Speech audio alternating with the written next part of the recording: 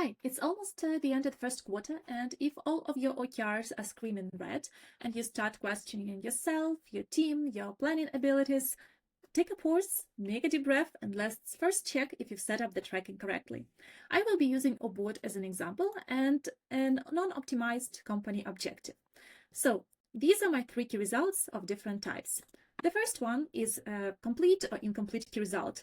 This is not the best practice. This is very hard to track, but if you absolutely must use it for the yearly interval, ask yourself when you should see the first results. So for example, if your expected results should happen somewhere between end of June and end of the year, put this date here and stop stressing about it in the first quarter.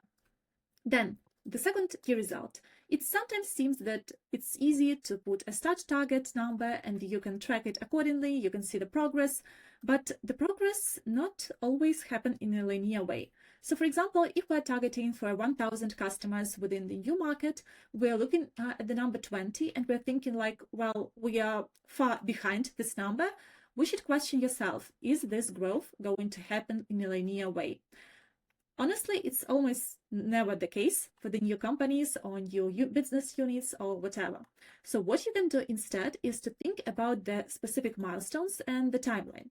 So for example, if it's a lot of foundational work to be happening during January and February, you may see zero progress there. You may see the first customers arriving only in March, and then you can have a bigger pace till the end of the year. So this way, you also have 2% progress, the same as in previous example, but it's actually on track because this is expected not to grow in a linear way. And you can also look in the graphic and see how are you doing against your target trend. And my third example, let's say we are having a target threshold. So for example, we want to be number 5 in a specific rating of a companies, right? And we put it till the end of the year. But if we are number 10 right now, we would see zero progress, everything would be red, and we will be unhappy. What we can do instead is to split our thresholds for months. So let's say if we're number 10 right now, we may expect to be number 9th, number 8th, number 7th later during this year, and that would be the expected growth for us.